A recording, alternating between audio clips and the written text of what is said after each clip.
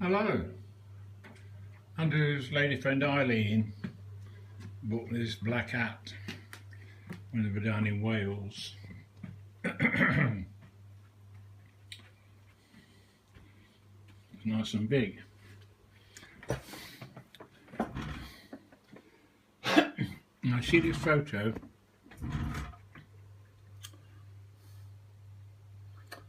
Me and my old schoolmate Michael, the Abbey grounds at Glastonbury, site of the first Christian church in England. His sister Gladys flat out on the grass, Michael on the left and me. Light. And tourists who take photographs in there, in the old days before digital, they used to get the photographs developed and there was always light and God knows what that is. But anyway, I'm doing a lot of uploading to a website called Growing Up in the 50s and 60s. I can remember what I did 60 odd years ago in great detail. What I did a few days ago, I ain't got a fucking clue. So I'm going to read this out. It's rather long. I'm getting lots and lots of comments. So I'll keep the camera on the screen if I can. Here we go. While at school in the late 40s and early 50s, I took a school report home that said Arthur seems content to drift through life, making very little effort to improve himself. His personal appearance is often scruffy. Oh dear. I was quite happy actually, but as my personal appearance, it was through no fault of my poor old mother, who tried her best with 5 boys while father spent all his money in the pub. Michael on the left, in the attached photograph, had his problems. He was born with no right ear and a protruding lower lip and a bit of a hump back. So of course he had to put up with derogatory comments at school like, "Hey, oh, here comes Tabby, Goofy," or "Here's Quasi," and of course it made him rather withdrawn. In this later photo, he had a false ear made by a specialist at Harley Street that he used to stick on with special glue, as you can see. So at school, Michael latched on to me. And one day he invited me home for tea as we walked home. He arranged it with his parents. I didn't want to go, but he persuaded me. Well, in those days I didn't have a speech impediment and I was very quiet, a bit shy and always polite. So his family were just very pleased that Michael had found a decent, nice friend. And they later bought me a jacket and trousers. They knew my situation, Michael had told them. And they actually bought me a jacket and some trousers. I was always invited there every Sunday for dinner, birthday parties, and there were presents for me under the Christmas tree. Now Michael's parents were in business and they lived in one of the 2 large houses built by his grandfather. Michael had his own room downstairs with a piano in there and an accordion, and his mum would keep popping in with cups of tea and coffee and snacks. They were very happy that Michael, with all his problems, he found a decent mate. My father asked why I spent so much time there. Well, that was none of his business. I went with Michael's family on holiday and they were very generous to me. I loved Michael's grandparents and they loved me, of course, because I was a nice, quite polite friend to their Michael. So moving on, Michael attended my wedding in the 60s, but then we broke company and I separated from Christine and lived in Somerset for 13 years. My hand's aching. In Somerset, there was no contact between us. So eventually in the 90s or late 80s, I returned to Nottingham and I made contact with him, and it was nice to see his elderly mother again, but she was at the end of her days. So the attached photo that you can see was taken when I did a return trip down there with Gladys. Now, diabetes ran in Michael's family and he was type 1, but he then contacted cancer of the esophagus and they put a plastic tube in his mouth down into his stomach to bypass the tumour. He daren't have the operation because he was severely diabetic and he knew that he wouldn't heal. But his health quickly deteriorated and his strength ebbed away.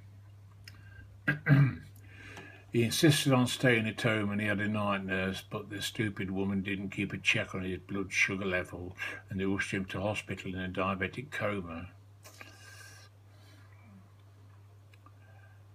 Put insulin, they pumped lots of insulin in and it brought him back, albeit briefly.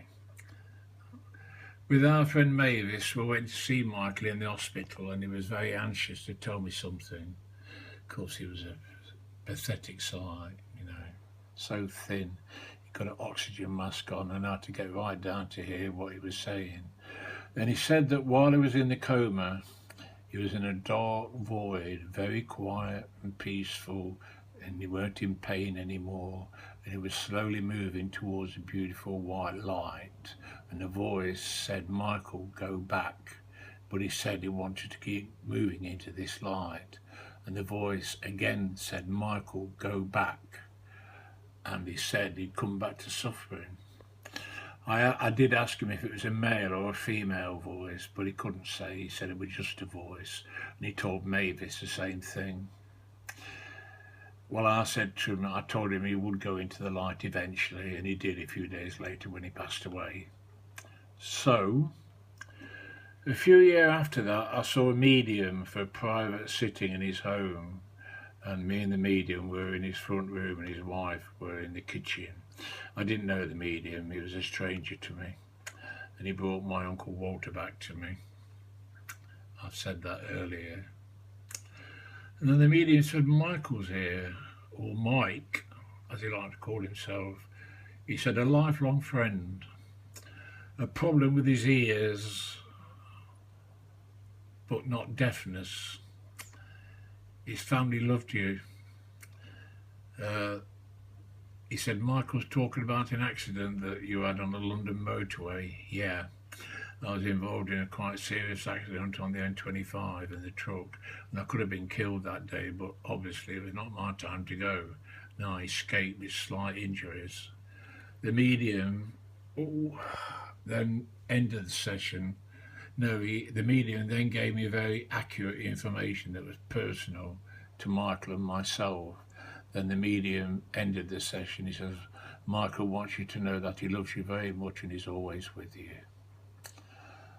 So I thanked the medium, and he didn't charge.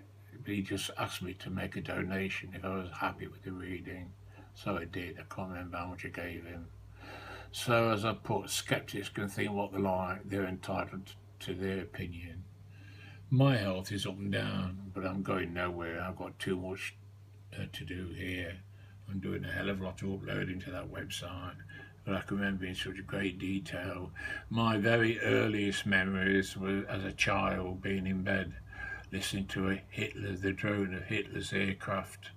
Our mother used to take us down into the air raid shelter, and it used to give me nightmares hearing that droning sound, and we knew the sound of bombs exploding.